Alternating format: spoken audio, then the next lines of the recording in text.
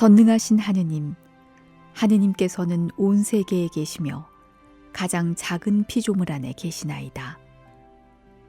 존재하는 모든 것을 온유로 감싸 안으시는 하느님, 저희에게 사랑의 힘을 부어주시어 저희가 생명과 아름다움을 돌보게 하소서. 저희가 평화로 가득 차 한 형제 자매로 살아가며 그 누구에게도 해를 끼치지 않게 하소서. 아멘.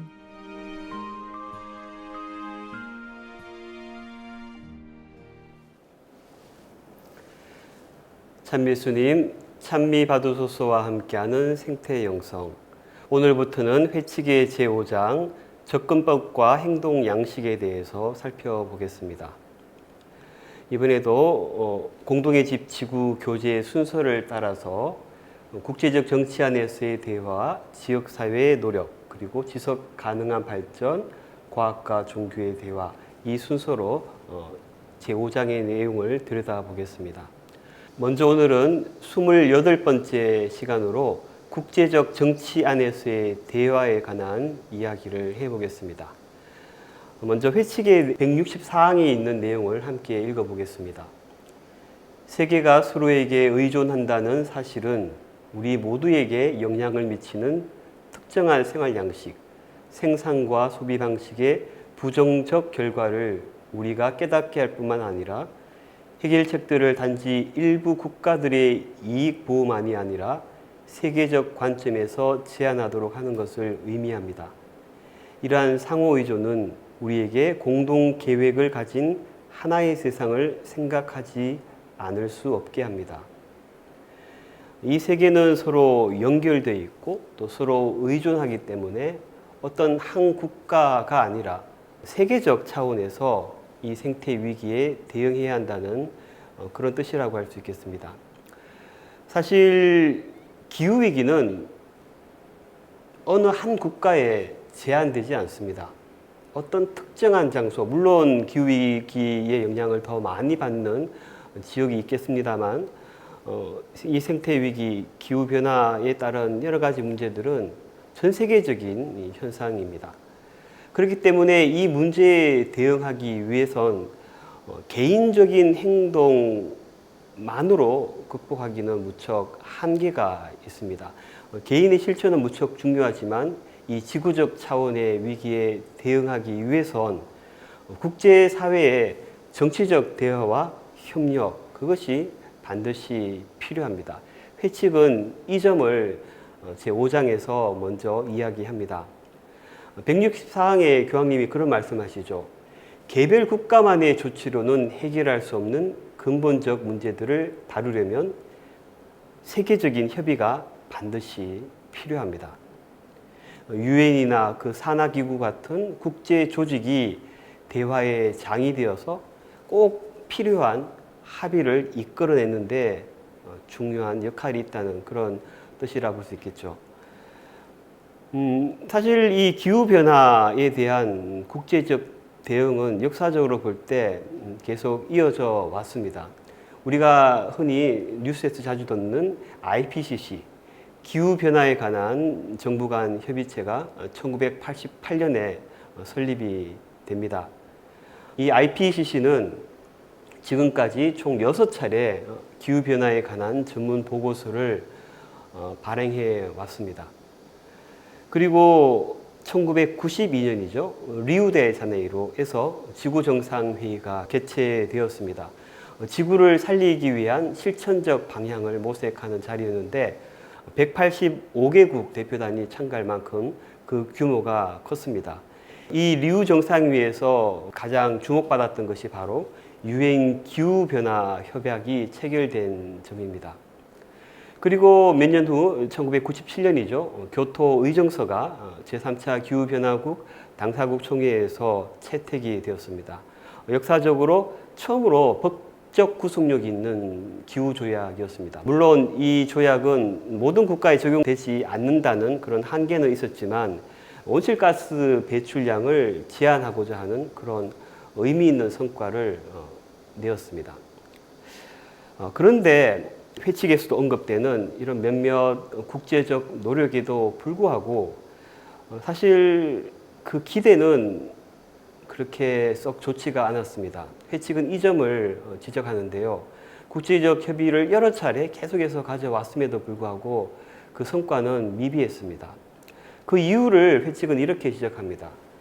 세계적인 공동선보다 자국의 이해 관계를 앞세우는 나라들의 입장 때문에 중요한 진척을 이루지 못했다고 교황님은 안타까워하십니다.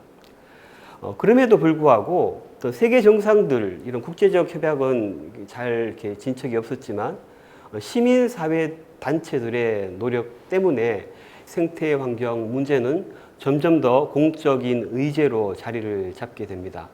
어떤 세계 정치인들, 어떤 국제적인 어떤 협약 그런 노력들이 제대로 진척을 이루지 못할 때 여러 시민단체들이 힘을 모아서 목소리를 냈기 때문에 그래도 국제적 협약의 고리를 우리는 놓치지 않을 수 있었다는 것입니다.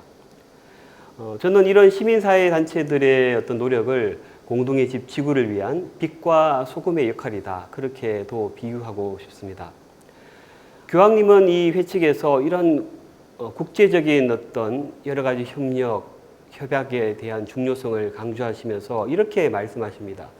실행 가능한 국제협약이 시급히 필요합니다. 그냥 말잔치가 아니고 정말 실효성 있는 그런 국제협약이 필요하다고 이야기합니다. 그래야만 지역국가 당국들이 효과적으로 개입하기에 역부족인 그런 문제를 해결할 수 있기 때문입니다. 물론 각국의 주권이 존중되어야 하지만 전 세계 모든 사람들에게 해를 끼치게 될 생태 위기를 극복하기 위해선 상호 합의된 대책 마련이 필요하다고 교황님은 이 회칙에서 강조하십니다.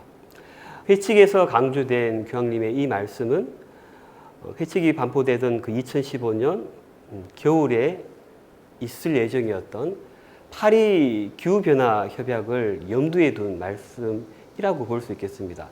그러니까 곧 다가올 그 국제적 회의를 앞두고 교황님은 찬미바수 회칙을 통해서 어떤 영향을 주고자 하셨던 것입니다.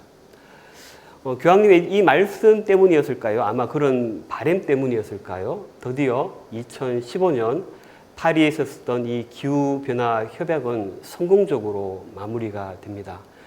자그마치 195개국이 참석한 이 회의에서 기후변화 대응을 위한 지구적 합의안이 도출이 됩니다.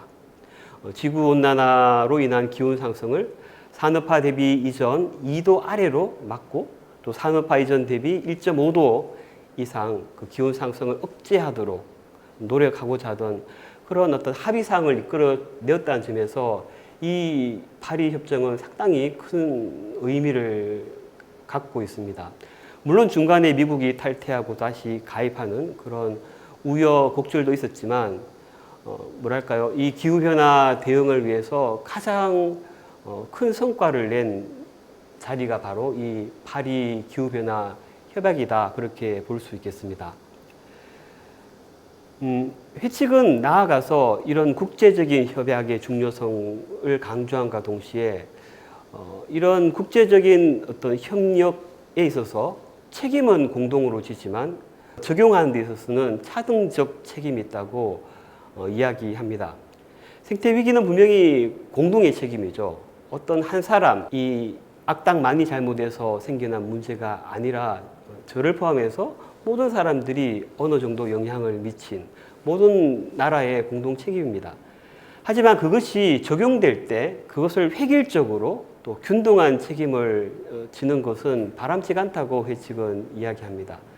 산업화를 먼저 이루고 그 혜택을 누려온 나라들이, 다시 말해서 탄소를 더 많이 배출했던 나라들이 자신의 그동안 초래한 그 문제의 해결에 더 큰 책임이 있다는 점, 회칙은 그 점도 함께 지적을 합니다. 그래서 공동이지만 차등적 책임이 있다는 거겠죠. 그래서 회칙은 부유한 국가들이 이 기후변화 대응을 위해서 가난한 나라들에 좀 더 적극적으로 도움을 주어야 한다고 이야기합니다. 특히 개발도상국들을 위해서 기술 이전과 더불어 기술과 재정 지원을 받을 수 있는 장치와 도움이 필요하다고 강조합니다. 한마디로 회칙 172항에도 언급되듯이 모든 민족들의 연대를 바탕으로 한 윤리적 결단이 필요하다는 것입니다. 이처럼 부유한 국가들이 그렇지 않은 나라들에게 기후변화를 극복하는데 또 대응하는데 도움을 줌으로써, 다시 말해서 그렇게 연대함으로써 우리는 이 전 지구적 위기에 제대로 대응할 수 있다는 것이다, 그렇게 말할 수 있겠습니다.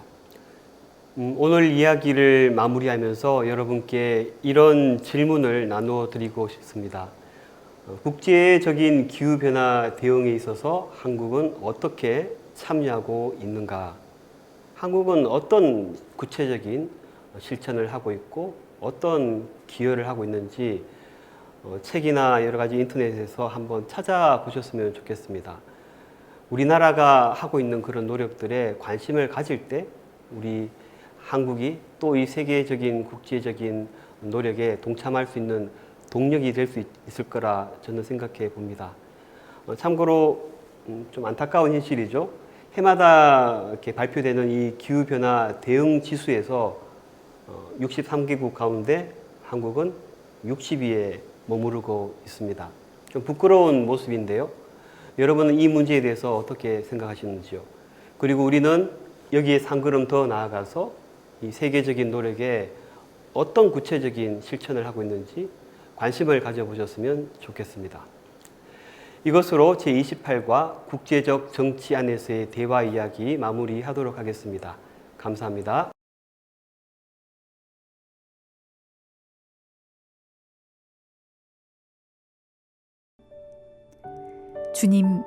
주님의 힘과 빛으로 저희를 붙잡아 주시어 저희가 모든 생명을 보호하며 더 나은 미래를 마련하여 정의와 평화와 사랑과 아름다움의 하느님 나라가 오게 하소서. 찬미 받으소서. 아멘.